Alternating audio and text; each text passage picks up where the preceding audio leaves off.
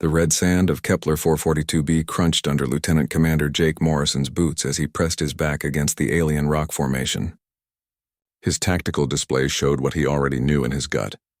They were completely surrounded. The Zephyrian war machines had been hunting his team for 3 days across this barren wasteland. And now there was nowhere left to run. "Sir, we've got movement on all sides," whispered Petty Officer Chen, his voice barely audible through the comm system. "Looks like at least 40 of those spider tanks closing in." Morrison closed his eyes for a moment, feeling the weight of command crushing down on his shoulders. SEAL Team 7 had been dropped on this godforsaken planet to rescue the captured research team from the mining colony. What should have been a simple extraction had turned into a nightmare when they discovered the Zephyrians had set up a massive military installation right on top of the colony. The aliens had been expecting them. Every move his team made seemed anticipated. Every escape route blocked before they could reach it. Dr. Sarah Chen and her research team were being held in the central compound, surrounded by enough firepower to level a small city. Morrison's 12-man team had been whittled down to just 8 survivors, and their ammunition was running dangerously low. "What's our status on the emergency beacon?" Morrison asked, checking his rifle's power cell. "Only 30% remaining. Still broadcasting, sir, but we're way outside the normal pickup zone," replied Sergeant Williams, their communications specialist. "Even if command sends a rescue bird, it'll take hours to reach us." "We don't have hours." The ground beneath them began to vibrate with a low, rhythmic thrum. Morrison knew that sound. Zephyrian hover tanks were moving into position. The aliens preferred to capture humans alive for their twisted experiments, but if his team kept fighting, they'd eventually just blast them to pieces and be done with it. Through his scope, Morrison could see the sleek beetle-like forms of the enemy vehicles cresting the nearby ridges. Each tank was the size of a small building, bristling with energy weapons that could cut through their body armor like tissue paper. The Zephyrians themselves were even worse. 8-foot-tall insectoid creatures with forearms and mandibles that could snap a human spine in half. "Remember what happened to Delta Team?" Morrison muttered, thinking about the horrific footage they'd recovered from the previous failed mission. The Zephyrians had kept those soldiers alive for weeks, studying human physiology in ways that violated every principle of the Geneva Convention. "Sir, I'm picking up something on the long-range sensors," Chen said suddenly, his voice filled with confusion. It's not showing up as Zephyrian." Morrison grabbed the sensor display and squinted at the reading. There was definitely something out there, moving fast and low across the planet's surface, but the signature was all wrong. Too small to be a rescue ship, too fast to be ground-based. "Could be a recon drone," suggested Williams. "Maybe command is trying to get eyes on our position." Before Morrison could respond, the unmistakable whine of energy weapons filled the air. The Zephyrians had spotted them and were moving in for the kill. Purple bolts of plasma began sizzling past their position, turning the alien rock into molten slag. "Contact front," shouted Petty Officer Rodriguez as he opened fire with his pulse rifle. The weapon's blue energy beam struck one of the approaching spider tanks, but barely left a scratch on its armored hull. Morrison's team spread out along the rocky outcropping, using every scrap of cover they could find. But it was hopeless. They were outgunned, outnumbered, and almost out of ammunition. The Zephyrians were advancing from 3 sides, their tanks laying down a withering barrage that was steadily chipping away at their defensive position. "Sir, we need to consider surrender," Williams said during a brief lull in the firing. "Maybe we can negotiate for the research team's safety." Morrison shook his head grimly. "You know what they do to prisoners, Williams. We fight until we can't fight anymore." The unknown contact was still moving on their sensors, getting closer by the minute.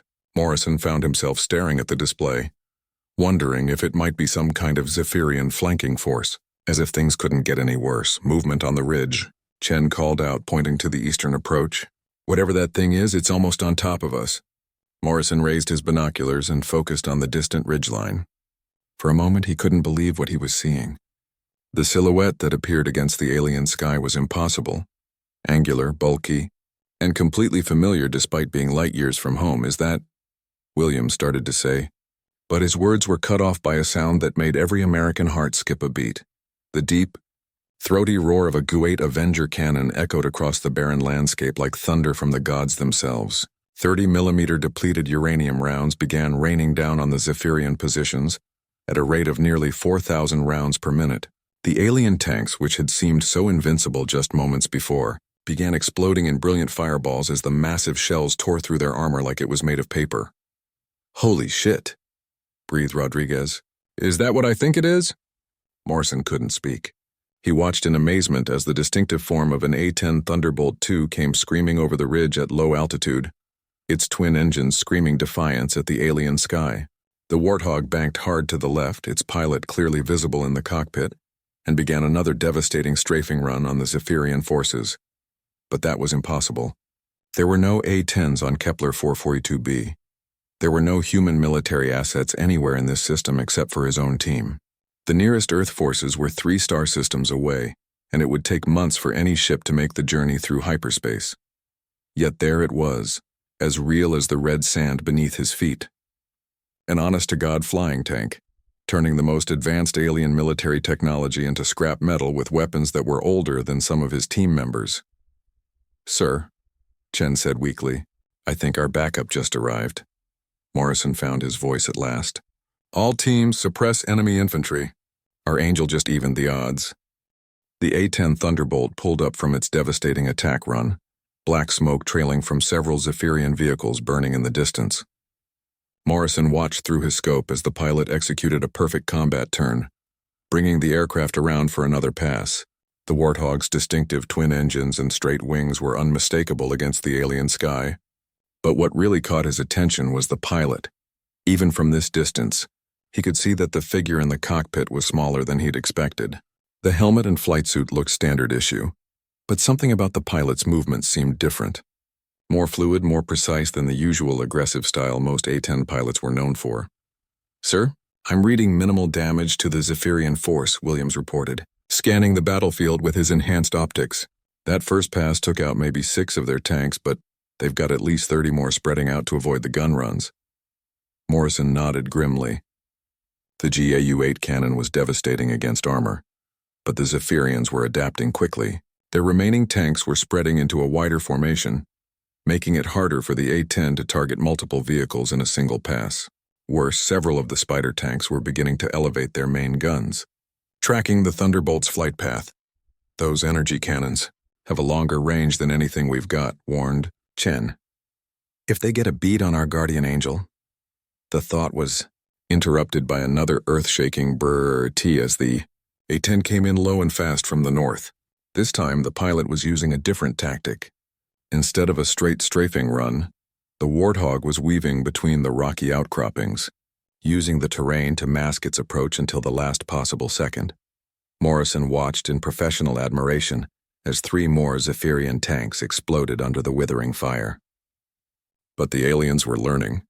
Purple energy bolts began reaching up toward the aircraft, forcing the pilot to break off the attack and climb rapidly to avoid the incoming fire. "Whoever's flying that bird knows their business," Rodriguez commented. "But they can't keep this up forever. Eventually, those bugs are going to get lucky." Morrison was thinking the same thing. The A-10 was tough, legendary for its ability to absorb damage and keep flying, but even a Warthog couldn't survive a direct hit from a Zephyrian plasma cannon. He needed to make contact with the pilot, coordinate their attacks. "Williams, try to raise them on military frequencies," Morrison ordered. "Maybe we can work together instead of just watching the show." Williams began cycling through communication channels, while Morrison's team used the distraction to improve their positions. The Zephyrians were clearly torn between dealing with the aerial threat and maintaining their encirclement of the ground forces. Several of the alien infantry units were falling back to protect their remaining vehicles. "Sir, I've got something," Williams said suddenly. "It's not standard military protocol, but someone's definitely trying to talk to us." Morrison grabbed the comm handset. "Unknown aircraft, this is SEAL Team 7. Identify yourself and state your intentions." For a moment, there was only static. Then a voice came through the speakers, definitely human, definitely female, and carrying an accent he couldn't quite place. "SEAL Team 7. This is Captain Sarah Reaper Mitchell, independent contractor. Sorry I'm late to the party, boys, but it took me a while to find this little gathering." Morrison exchanged glances with his team. Independent contractor. That raised more questions than it answered, but right now he wasn't in a position to be picky about his allies. "Reaper, We've got 8 friendly personnel pinned down in the rocks about 2 clicks south of the main Zephyrian compound. We're running low on ammunition and need immediate extraction. Copy that, SEAL 7. I see your position. Looks like you boys stepped in something nasty. These bug-eyed bastards have been causing trouble all over this sector. The A-10 thundered overhead again, and Morrison could see the pilot waggling the wings in acknowledgement. But what caught his attention was the aircraft itself. Now that he had a better view, he could see that this wasn't exactly a standard Thunderbolt. The hull had been modified with additional armor plating, and there were weapon hardpoints that definitely weren't in the original specifications. Reaper, where exactly did you come from? Morrison asked. We're way outside any normal patrol routes. Long story, SEAL 7. Let's just say I specialize in lost causes and impossible situations. Speaking of which, you might want to keep your heads down. I'm about to make these aliens very unhappy. Morrison looked up to see the A-10 climbing to a higher altitude than it had used for the previous attacks. The pilot seemed to be setting up for something different, something that required more space to maneuver. All teams, take cover, Morrison shouted. What happened next defied everything Morrison thought he knew about A-10 capabilities. Instead of the usual diving attack, the Warthog began a steep spiraling descent that brought it down almost to ground level. The pilot was flying between the rock formations at a speed that should have been impossible for such a heavy aircraft. But it wasn't just the flying that was impressive. It was the shooting. The GAU-8 cannon began firing in controlled bursts, each one precisely targeted at specific weak points on the Zephyrian vehicles. Morrison watched in amazement as tank after tank exploded, not from the overwhelming firepower he'd seen before, but from surgical strikes that found ammunition stores and power cores with uncanny accuracy. How is she doing that? Chen whispered. It's like she knows exactly where to hit them. Morrison was wondering the same thing. The Zephyrian tanks were alien technology, completely different from anything in Earth's military databases. Yet somehow, this pilot was finding their vulnerabilities with the precision of someone who'd been studying these vehicles for years. The answer came a moment later when several Zephyrian infantry soldiers broke cover, trying to reach better firing positions. Morrison got a clear look at them through his scope and felt his blood run cold. These weren't just any Zephyrians. They were wearing the distinctive black armor of the elite hunter units, the same troops that had been responsible for the massacre of the research colony on Proxima Centauri. Reaper, Morrison called into his comm. Those are hunter units down there. How did you know they'd be here? Because I've been tracking these particular bugs for 6 months, came the reply. They killed some friends of mine on New Geneva. This isn't a rescue mission, SEAL 7. This is payback. The A-10 pulled up from its latest attack run, and Morrison could see that more than half of the Zephyrian force had been eliminated. But the remaining aliens were regrouping around their command vehicle, a massive construct that dwarfed even their largest tanks. That's their mobile command center, Morrison observed. If we can take that out, the rest of their forces will lose coordination. Already on it, Reaper replied. But that thing's got shields that can deflect my cannon rounds. I'm going to need a distraction. Morrison looked at his remaining ammunition and made a quick decision. What do you need from us? Can you put some fire on their infantry positions? I need them focused on you for about 30 seconds. Roger that. All teams, light them up. Morrison's remaining SEALs opened fire with everything they had left, pouring pulse rifle fire into the Zephyrian positions. The aliens responded immediately, turning their attention back to the ground forces and away from the sky. The distraction worked perfectly. As Morrison's team drew the Zephyrian fire, Captain Mitchell brought her A-10 around in a wide arc that kept her outside the range of the command vehicle's defensive systems. But instead of diving in for another gun run, she did something that made Morrison question everything he thought he knew about atmospheric combat. The Warthog suddenly went completely silent. Morrison watched through his scope as the A-10's engines shut down completely, turning the aircraft into a massive glider. Without the noise of the twin turbofans, the Thunderbolt became nearly invisible to the Zephyrian sensors, which were designed to track powered aircraft. What the hell is she doing? Rodriguez whispered. Morrison didn't answer because he was too busy watching the impossible. The A-10 was descending in a perfect glide path that would bring it directly over the command vehicle, but at an angle that kept it in the sensor shadow of the surrounding rock formations. The pilot was using the planet's terrain like a stealth system, masking her approach until it was too late for the aliens to react. At the last possible moment, The engines roared back to life and the GAU-8 cannon unleashed hell directly into the top of the command vehicle. The depleted uranium rounds punched through the armored roof like it was made of aluminum foil, and secondary explosions began rippling through the massive construct. "Scratch 1 command center," Reaper's voice crackled through the comm. "How are you boys doing down there?" Morrison looked around at his team's positions. They were still pinned down, but the Zephyrian fire had become noticeably less coordinated without their command structure. Several of the remaining tanks were beginning to withdraw, apparently unsure of their orders. "We're still here, but barely," Morrison replied. "Any chance you've got extraction capabilities?" "Negative on the pickup, SEAL 7. I'm configured for ground attack, not personnel recovery. But I might be able to clear you a path to the main compound."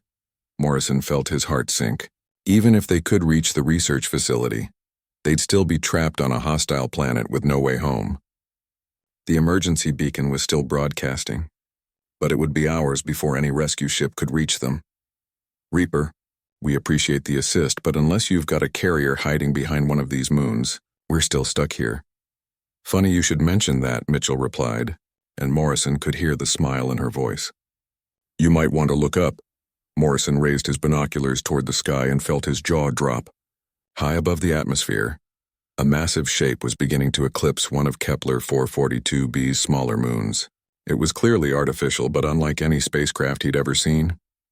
The hull was a patchwork of different materials and technologies, as if someone had taken parts from dozens of different ships and welded them together into a single, imposing vessel. "What in God's name is that thing?"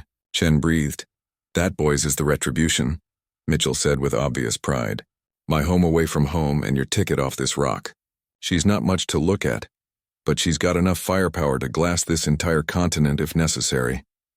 Morrison stared at the massive ship as it began its descent through the atmosphere. The vessel had to be at least 2 kilometers long, bristling with weapons that ranged from recognizable human technology to completely alien designs. This wasn't just a modified cargo hauler. This was a purpose-built warship. "Who exactly are you, Captain Mitchell?" Morrison asked. "Like I said, independent contractor. There are a lot of us out here in the frontier systems. SEAL 7. People who got tired of waiting for Earth Command to do something about the Zephyrian threat." The implications of that statement hit Morrison like a physical blow. Independent human forces operating outside the authority of Earth Command, fighting a private war against the Zephyrians. It was either the most inspiring thing he'd ever heard or the most terrifying. "Are you telling me there's an entire human military force that Earth Command doesn't know about?" "Oh, they know about us," Mitchell replied with a laugh. "They just pretend we don't exist because it's easier than explaining to the politicians why a bunch of civilian contractors are more effective than the regular military." Morrison was about to respond when his tactical display lit up with new contacts. More Zephyrian forces were converging on their position. Apparently, the aliens had called for reinforcements. But these weren't just ground units. The sensors were showing atmospheric fighters incoming from the north. "Reaper, we've got company," Morrison warned. "Looks like the bugs called in their air force." "I see them," Mitchell replied calmly. 12 Zephyrian interceptors coming in fast and low. This might get interesting. Morrison watched as the alien fighters approached, their sleek, organic-looking hulls gleaming in the alien sunlight. Each one was armed with plasma cannons that could vaporize an A-10 with a single shot. Against 12 of them, even a pilot as skilled as Mitchell didn't stand a chance. But the Retribution was still descending, and as it got closer, Morrison could see that it wasn't coming down alone. Smaller craft were separating from the main ship. Fighters that looked like they'd been cobbled together from a dozen different designs, but moved with the deadly precision of veteran pilots. "SEAL 7, this is Retribution Actual," a new voice came over the comm. "We're scrambling fighters to cover Reaper's extraction. Stay put and keep your heads down." The sky above Kepler 442b suddenly erupted into a massive dogfight. The human fighters engaged the Zephyrian interceptors with a ferocity that reminded Morrison why Earth had earned its reputation as a warrior species. But what really impressed him was the coordination. These pilots fought like they'd been working together for years, covering each other's attacks and setting up complex maneuvers that left the alien pilots completely outclassed. "Jesus," Williams muttered. "Look at them go." Morrison was watching, and what he saw changed his entire understanding of humanity's place in the galaxy. These weren't regular military pilots flying by the book. These were hunters, predators who had turned warfare into an art form. They moved their aircraft like extensions of their own bodies, pulling maneuvers that should have been impossible for the jury-rigged fighters they were flying. Within minutes, the Zephyrian Air Force was nothing but burning wreckage scattered across the landscape. The human fighters regrouped and began systematic strafing runs on the remaining ground forces, coordinating with Mitchell's A-10 to eliminate the last pockets of resistance. All clear down there. SEAL 7. Mitchell's voice came through the comm.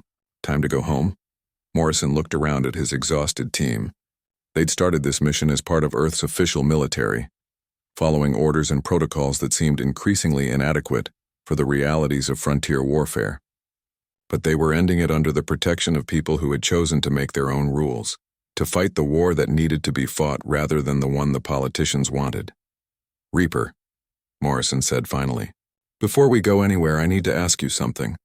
The research team we came here to rescue, do you know what happened to them? There was a long pause before Mitchell replied. We got them out 3 days ago, SEAL 7. Dr. Chen and her people are safe aboard the Retribution. The Zephyrians you've been fighting were just the cleanup crew, trying to eliminate any witnesses to what they found in that research facility. Morrison felt a mixture of relief and confusion. Then why didn't anyone tell us? Why did Command send us on a mission to rescue people who were already safe? Because Earth Command doesn't communicate with us and we don't communicate with them. We're fighting the same war, but we're fighting it our way. The question is, Lieutenant Commander Morrison, are you interested in learning about a different approach to this conflict? Morrison looked at his team, seeing the same questions in their eyes that were running through his own mind. They'd followed orders, done their duty, and nearly died for a mission that had already been completed by people Earth Command refused to acknowledge existed. What exactly are you offering, Captain? A chance to make a real difference. To fight this war the way it needs to be fought instead of the way the bureaucrats think it should be fought. 20 minutes later, Morrison found himself aboard a shuttle that looked like it had been built from spare parts, salvaged from 3 different civilizations. The interior was cramped but functional, with human seats retrofitted alongside what appeared to be alien control systems. His team sat in stunned silence as they watched Kepler 442b shrink away beneath them. The pilot of the shuttle was a young woman who couldn't have been more than 25, but she handled the hybrid craft with the confidence of someone who'd been flying for decades. Morrison noticed that her flight suit bore no standard military insignia. Instead, there was a patch showing a stylized human skull with stars for eyes and the words Frontier Defense Corps beneath it. First time seeing the Retribution up close? The pilot asked with a grin. She's something, isn't she? Morrison looked through the viewport as they approached the massive ship. At this distance, he could see that his initial assessment had been correct. The vessel was definitely a patchwork construction. Sections of human military hull plating were welded alongside what looked like Zephyrian armor panels, and components from at least 2 other alien technologies he didn't recognize. How is this even possible? Chen asked, speaking for the first time since they'd been picked up. The logistics alone? You'd need shipyards, manufacturing facilities, supply lines. You'd be surprised what humans can accomplish when we stop asking permission and start taking action, the pilot replied. Captain Mitchell will explain everything once you meet the Admiral. The shuttle docked with the Retribution through an airlock that was clearly human in design, but the corridor beyond was a fascinating mixture of architectural styles. Morrison's team followed their escort through passages that seemed to shift between familiar Earth-standard construction and completely alien aesthetics. Crew members moved past them with the purposeful efficiency of a military unit, but their uniforms were as varied as the ship itself. Some wore modified Earth military fatigues, others sported civilian clothing that had been adapted for shipboard use, and a few were dressed in what appeared to be alien garments that had been tailored for human physiology. What struck Morrison most was the age range. These people were young, mostly in their 20s and 30s, with the kind of lean, focused look that came from living on the edge of survival. How many ships like this are out there? Morrison asked their escort. Depends on how you count, she replied. The Retribution is one of the larger vessels, but we've got probably 50 smaller craft operating in this sector alone. Across all the frontier systems, maybe 300 human vessels that aren't flying under Earth Command authority. Morrison did the math in his head and felt his worldview shift again. If these numbers were accurate, there was essentially a second human navy operating in the outer systems, completely independent of official Earth forces. The political implications were staggering. They entered what was clearly the ship's briefing room, a large space dominated by a holographic display showing the local star system. Captain Mitchell was there, having somehow beaten them back to the ship, and Morrison got his first good look at the pilot who had saved their lives. She was smaller than he'd expected, maybe 5'6", with short brown hair and the kind of intense green eyes that seemed to take in everything at once. Her flight suit was standard-issue Earth military, but it had been heavily modified with additional equipment and armor plating. Most notably, there were kill marks painted on her shoulder, dozens of small Zephyrian ship silhouettes that told the story of a very successful combat career. "Gentlemen, welcome aboard the Retribution," she said, gesturing for them to take seats around the briefing table. "I know you have questions, and I promise we'll answer them. But first, there's someone you need to meet." The door at the far end of the room opened, and Morrison felt his heart skip a beat. The woman who entered was wearing the uniform of a full admiral, but it wasn't an Earth military uniform. The design was similar, but the insignia were completely different. She was probably in her 50s with silver hair and the kind of bearing that spoke of absolute command authority. Admiral Catherine Cross, commanding officer of the Frontier Defense Corps, Mitchell said by way of introduction. "Admiral, this is Lieutenant Commander Morrison and SEAL Team 7. Admiral Cross studied Morrison's team with the calculating gaze of someone who had spent a lifetime evaluating personnel. "Commander Morrison, I understand you've had an interesting few days. I also understand that Earth Command sent you on a mission to rescue people we'd already extracted." Morrison stood at attention, unsure of the proper protocol for addressing an officer from an organization that technically didn't exist. "Ma'am, we were told that Dr. Chen's research team was being held in the Zephyrian compound." "They were," Cross replied. 3 days ago. We got them out during a raid on the installation. Unfortunately, communication between our forces and Earth Command is complicated, because Earth Command refuses to acknowledge our existence," Mitchell added with obvious frustration. "They'd rather pretend we're not out here than admit that civilian contractors are doing their job better than they are." Admiral Cross held up a hand to silence Mitchell. "Captain, that's enough. Commander Morrison, please have a seat, all of you.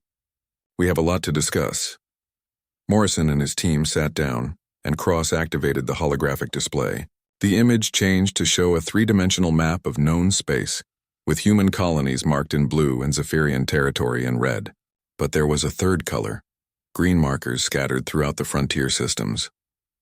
"Those green markers represent Frontier Defense Corps operations," Cross explained.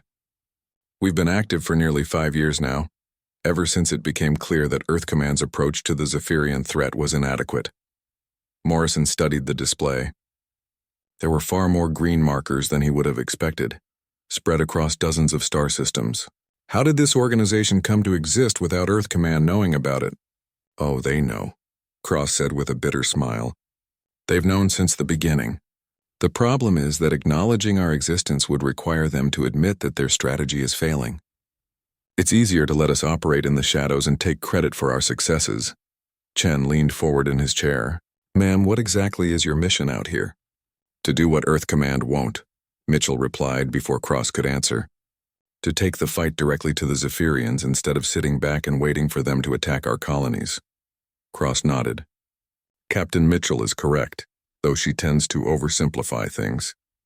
The Frontier Defense Corps was founded by a group of military officers and civilian contractors who believed that humanity needed a more aggressive approach to frontier security.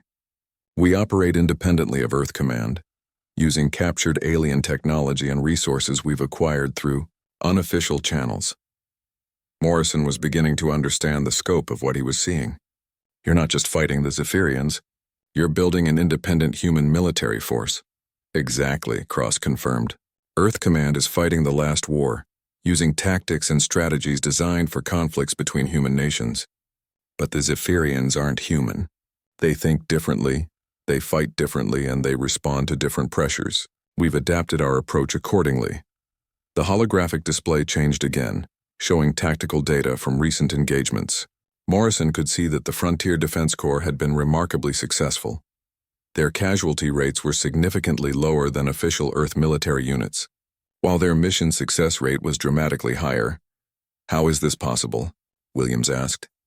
You're using captured alien technology, but integration should take years of research and development. It does when you go through official channels, Mitchell replied. But when you're fighting for your life every day, you learn to adapt quickly. We've got alien ship components integrated into human hulls, Zephyrian weapons systems mounted on Earth fighters, and hybrid technologies that neither side has seen before.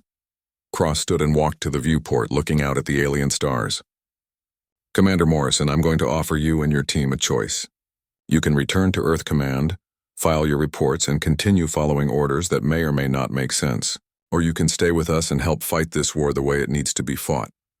Morrison looked at his team, seeing the same thoughts reflected in their faces. They'd spent years training for missions like the one they'd just completed, only to discover that the entire operation had been unnecessary. Meanwhile, the people who had actually rescued the research team were operating outside the system, achieving better results with fewer resources. What would we be signing up for? Morrison asked. A war, Cross replied simply. Not the sanitized political version that Earth Command wants to fight, but the real war. The one where human survival is at stake, and bureaucratic niceties are luxuries we can't afford. Morrison spent the next 3 hours touring the Retribution, and what he saw challenged everything he thought he knew about human capabilities in space warfare. The ship's engineering sections were a marvel of improvised technology, where human creativity had been unleashed from the constraints of official procurement procedures and military bureaucracy. In the weapons bay, he watched technicians installing what appeared to be a Zephyrian plasma cannon into a mount designed for human missiles. The chief engineer, a woman named Lieutenant Sarah Kim, who couldn't have been more than 30, explained the modification with the casual expertise of someone who had been doing impossible things for so long that they had become routine. The trick is understanding that alien technology isn't really alien, Kim explained as she adjusted the power coupling. Physics is physics, energy is energy. The Zephyrians just approach the problems differently than we do. Once you stop thinking about their tech as incomprehensible alien magic and start seeing it as engineering solutions, integration becomes much easier. Morrison examined the hybrid weapon system. The Zephyrian plasma cannon was sleek and organic looking, while the human mounting system was angular and utilitarian. Yet somehow, the two technologies had been seamlessly integrated into a weapon that was more powerful than either component would have been alone. How long did it take to figure this out? Morrison asked. About 6 months of trial and error, Kim replied, and 3 blown power conduits. And 1 very angry admiral when I accidentally overloaded the main reactor during the first test firing. But it wasn't just the technology that impressed Morrison. It was the people. Every crew member he met had a story about why they joined the Frontier Defense Corps, and most of those stories involved Earth Command's failure to protect human colonies in the outer systems. Petty Officer Mark Chen, who had grown up on the agricultural colony of New Kansas, told Morrison about watching Zephyrian raiders destroy his family's farm, while Earth Command forces were still 3 days away. Sergeant Maria Santos had lost her brother when the research station on Titan 7 was overrun, because official reinforcements had been delayed by bureaucratic red tape. Every person on this ship has a reason to be here, Captain Mitchell explained as they walked through the crew quarters. And none of those reasons have anything to do with following orders from politicians who've never seen a Zephyrian war machine up close. Morrison was beginning to understand the depth of frustration that had led to the formation of the Frontier Defense Corps. These weren't rogue military officers or civilian vigilantes. They were professional soldiers and technicians who had become convinced that the official approach to frontier defense was fundamentally flawed. The ship's intelligence center was particularly impressive. Unlike the sterile, compartmentalized briefing rooms Morrison was used to on Earth Command vessels, this space buzzed with collaborative energy. Analysts worked alongside former prisoners of war, comparing notes on Zephyrian tactics and technology. Captured alien data was being decoded by linguists who had learned to read Zephyrian script through direct exposure rather than academic study. We know more about Zephyrian military capabilities than Earth Command does, explained Commander Lisa Park, the ship's intelligence officer. Because we're fighting them every day, not studying them from a distance. Park showed Morrison a tactical analysis that made his blood run cold. According to the Frontier Defense Corps intelligence, the Zephyrians weren't just raiding human colonies for resources. They were conducting a systematic campaign to test human military responses. Each attack was carefully designed to gather information about Earth Command's capabilities and reaction times. They're not trying to conquer human space, Park explained.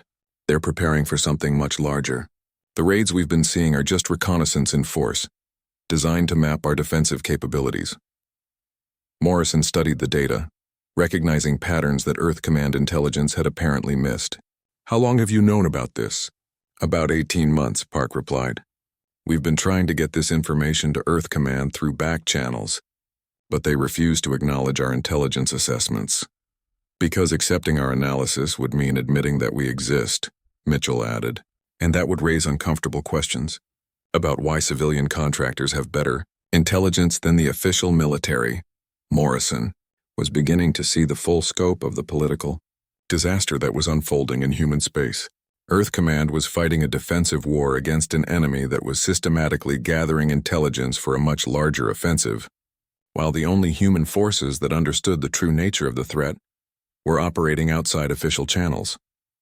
What's your assessment of Earth Command's defensive capabilities? Morrison asked. Park and Mitchell exchanged a look that told Morrison everything he needed to know.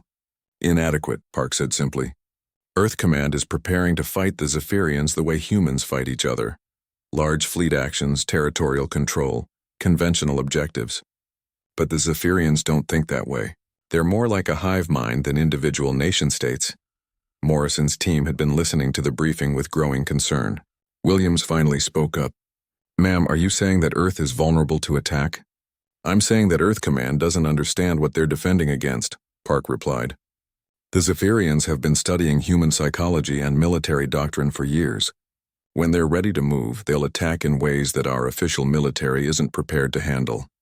The implications were staggering. Morrison found himself facing a choice that went far beyond his personal career or the fate of his team. If the Frontier Defense Corps analysis was correct, the survival of human civilization might depend on military forces that Earth Command refused to acknowledge existed. Admiral Cross wants to see you in her quarters, Mitchell said. I think it's time for the real conversation. Morrison followed Mitchell through the ship's corridors to the Admiral's private office. The space was spartanly furnished, but Morrison noticed several items that told the story of Cross's career. Commendations from Earth Command that predated the formation of the Frontier Defense Corps, photographs of colonies that no longer existed, and a memorial wall covered with names of personnel who had died fighting the Zephyrians. Commander Morrison, Cross said without preamble, I'm going to tell you something that will fundamentally change how you view this conflict. 3 weeks ago, our deep space reconnaissance detected a massive Zephyrian fleet movement in the Vega sector. We estimate at least 200 capital ships moving toward human space. Morrison felt the floor drop out from under him. A fleet that size could devastate multiple star systems before Earth Command could mount an effective response. Have you informed Earth Command? Morrison asked. We tried, Cross replied. Our intelligence was dismissed as unreliable because it came from unofficial sources. Earth Command's position is that the Frontier Defense Corps doesn't exist. Therefore, our intelligence doesn't exist. Morrison stared at the Admiral, trying to process the magnitude of what he was hearing. Ma'am, you're talking about the potential destruction of human colonies, maybe even Earth itself. Exactly, Cross confirmed. Which is why I'm offering you and your team a chance to be part of the solution instead of victims of the bureaucracy. Morrison looked at his team, seeing the same realization dawning in their eyes. They had spent their careers following orders and trusting that the chain of command knew what it was doing. But now they were faced with evidence that the official military was not only inadequate to the task at hand, but actively hindering the people who were trying to defend human civilization. What exactly are you proposing, Admiral? Morrison asked. I'm proposing that you help us do what Earth Command won't, Cross replied. We're going to intercept that Zephyrian fleet before it reaches human space. We're going to hit them with everything we've got, using tactics and technology that they won't expect. Mitchell stepped forward. Commander, we've been planning this operation for months. We've got 30 ships scattered across 6 star systems, all converging on the projected Zephyrian route, but we need experienced special operations personnel for the boarding actions. Morrison understood immediately. The Frontier Defense Corps wasn't just planning to fight the Zephyrian fleet. They were planning to capture ships, steal technology, and turn the enemy's own weapons against them. It was exactly the kind of unconventional thinking that Earth Command would never approve, and exactly the kind of approach that might actually work. "How many people are we talking about saving?" Morrison asked. "If the Zephyrians reach the inner systems, potentially millions," Cross replied. "This isn't just about military tactics anymore, Commander. This is about the survival of human civilization." 2 days later, Morrison found himself strapped into the gunner's seat of a modified assault shuttle, watching the stars wheel past as the Frontier Defense Corps fleet moved toward its intercept point with the Zephyrian Armada. His team had volunteered to join the operation, but Morrison knew that their decision had been influenced as much by what they'd learned about Earth Command's failures as by their sense of duty. The shuttle was another example of the hybrid technology that seemed to define the Frontier Defense Corps. The basic hull was human military standard, but it had been fitted with Zephyrian shield generators and what appeared to be weapons from at least 3 different alien civilizations. The pilot, Lieutenant Commander Jessica Torres, had explained that the modifications made the shuttle nearly invisible to conventional sensors. "The trick is understanding how different species approach stealth technology," Torres had said during the pre-flight briefing. "Humans try to minimize our electromagnetic signature. Zephyrians focus on gravitational distortion. The Corvini use phase shift technology. We've combined all 3 approaches to create something that nobody knows how to track." Morrison looked around at the other members of the assault team. Half were Frontier Defense Corps personnel who had been fighting the Zephyrians for years, while the other half were recent defectors from Earth Command who had brought valuable intelligence about official military capabilities. The mix of experience and perspectives created a unit that was more flexible and adaptable than anything Morrison had encountered. In his Earth Command career, "Captain," Mitchell's voice crackled through the comm system. "All assault teams, this is Reaper. We're approaching the target zone. Intelligence reports the Zephyrian fleet is maintaining formation and appears unaware of our presence."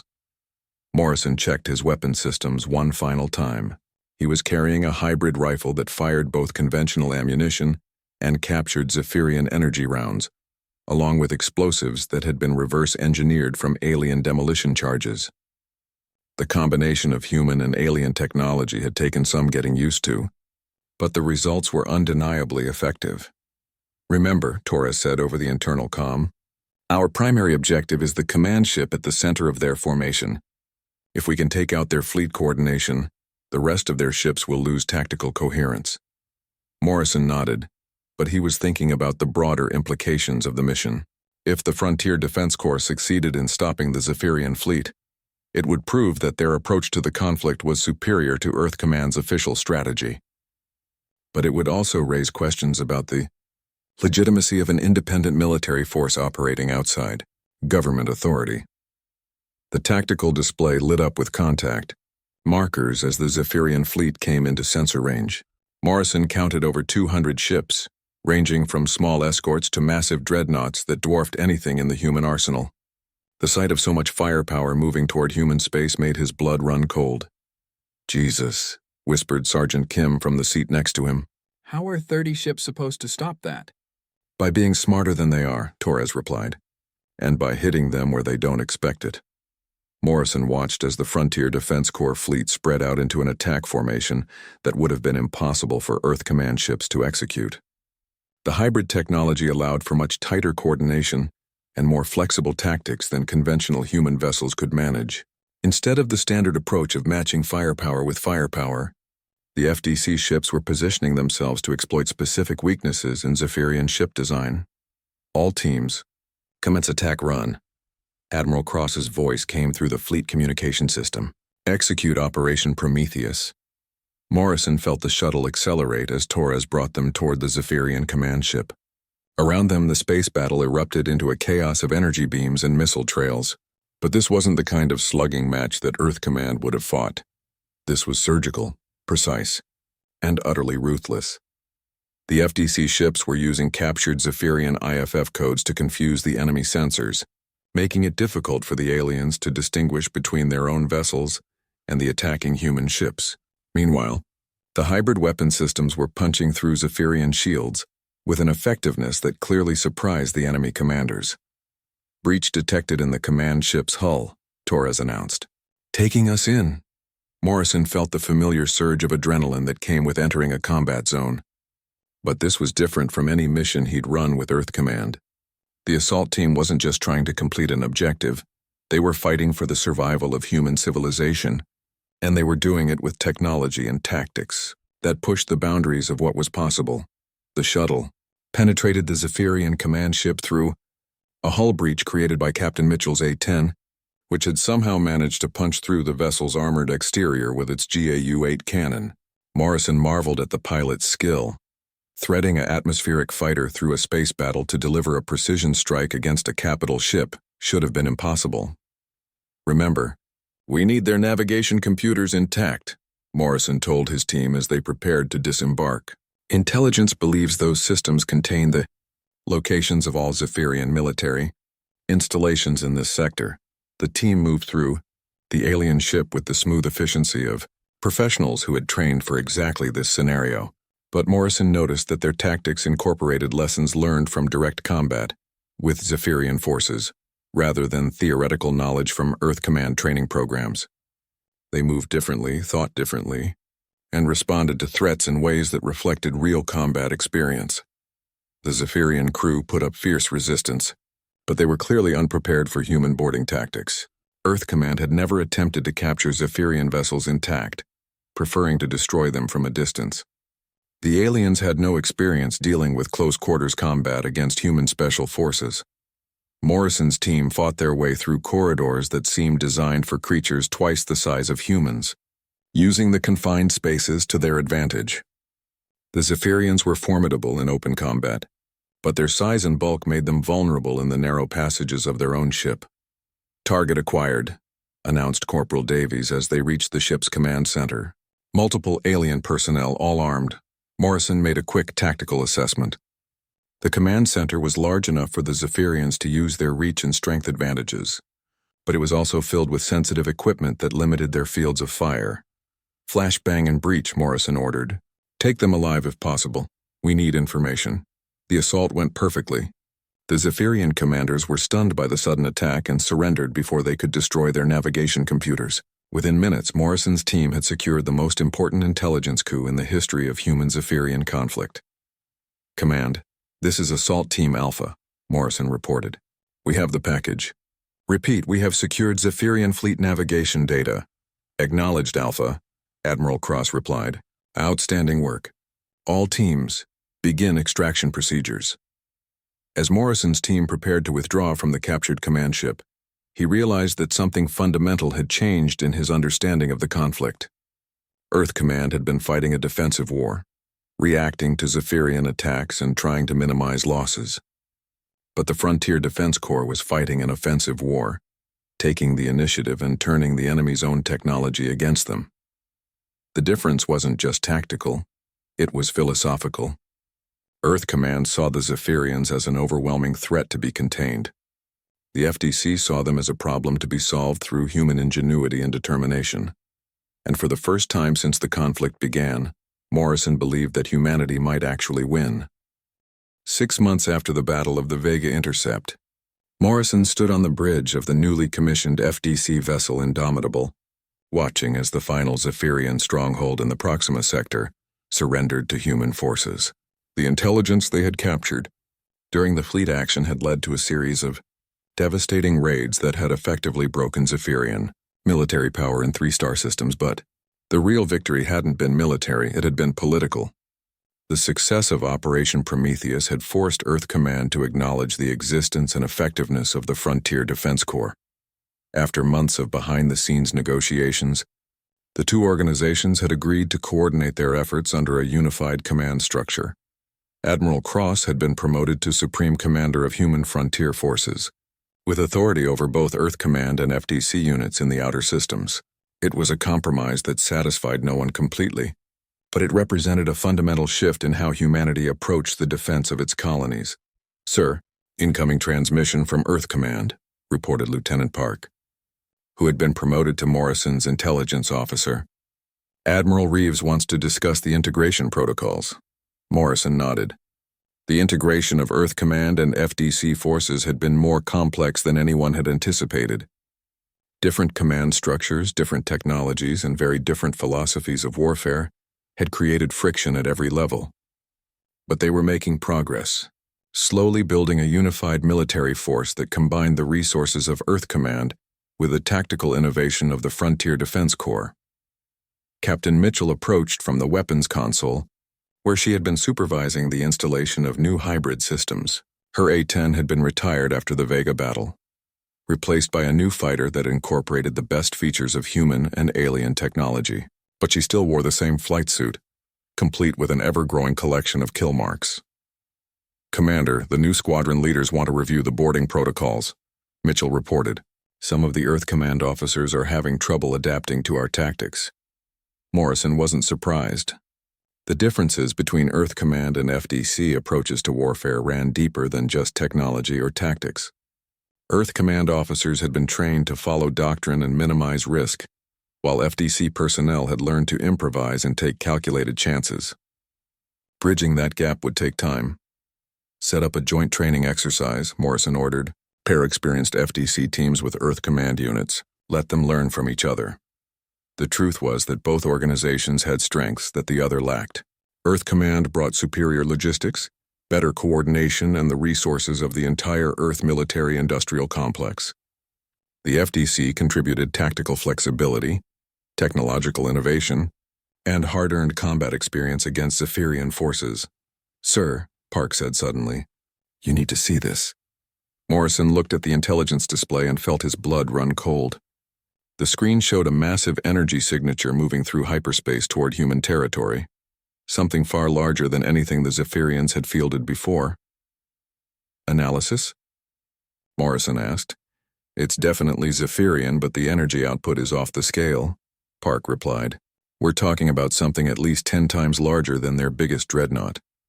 Morrison studied the data, recognizing the implications immediately. The destruction of the Zephyrian fleet at Vega and the subsequent raids had apparently prompted them to deploy something they had been holding in reserve. Whatever was coming toward human space represented a level of threat that neither Earth Command nor the FDC had faced before. "Time to intercept?" Morrison asked. 48 hours, sir. It's moving faster than anything we've seen before." Morrison activated the fleet communication system. "All ships, this is Indomitable Actual. We have a code red situation developing. All senior officers to the briefing room immediately." Within minutes, the ship's briefing room was filled with officers from both Earth Command and the Frontier Defense Corps. Morrison looked around the room, seeing the same concern in every face. They had just finished celebrating their greatest victory against the Zephyrians, only to discover that the real test was still ahead of them. Admiral Cross appeared on the holographic display, transmitting from her flagship in the Sol system. "Ladies and gentlemen, we're facing something unprecedented. Our analysis suggests that what's approaching us isn't just a ship. It's a mobile base, possibly containing the entire Zephyrian High Command." The implications hit Morrison like a physical blow. If they could destroy or capture the Zephyrian leadership, it might end the war entirely. But if they failed, humanity could lose everything they had gained in the past 6 months. "What are our options?" asked Captain Reynolds, the senior Earth Command officer present. "We have 72 hours to devise a battle plan that combines every asset we have," Cross replied. "Earth Command is mobilizing the home fleet, while FDC forces are converging from across the frontier. This will be the largest military operation in human history." Morrison looked at Mitchell, seeing the same thought reflected in her eyes. They had come a long way from that desperate fight on Kepler 442b, but the fundamental challenge remained the same: human ingenuity and determination against overwhelming alien technology. "Admiral, what's our intelligence on this vessel?" Morrison asked. "Limited," Cross admitted, "but we do know that it's been the source of the strategic coordination we've been seeing in Zephyrian operations. If our analysis is correct, destroying it could cause their entire military structure to collapse." Morrison studied the tactical data, already beginning to formulate a plan. The approaching vessel was too large and too well defended for a conventional attack. But the hybrid technologies developed by the FDC might provide options that the Zephyrians wouldn't expect. "We'll need boarding teams," Morrison said. If we can get inside that thing, we might be able to turn their own systems against them. Agreed, Mitchell added. But we'll need a distraction big enough to cover the approach. Something that will force them to focus on external threats while our teams infiltrate the vessel. Admiral Cross nodded. I'm authorizing the use of every experimental weapons system we've developed. This is our chance to show the Zephyrians what happens when humans stop playing defense and start playing to win. Morrison felt a familiar surge of anticipation. In just 48 hours, humanity would face its greatest test.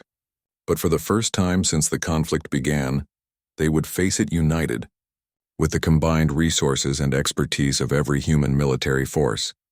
The Zephyrians had spent years studying human military doctrine, learning to counter Earth Command's conventional tactics, but they had never faced the kind of integrated force that was now assembling to meet them, a military organization that combined the discipline of regular forces with the innovation of frontier fighters.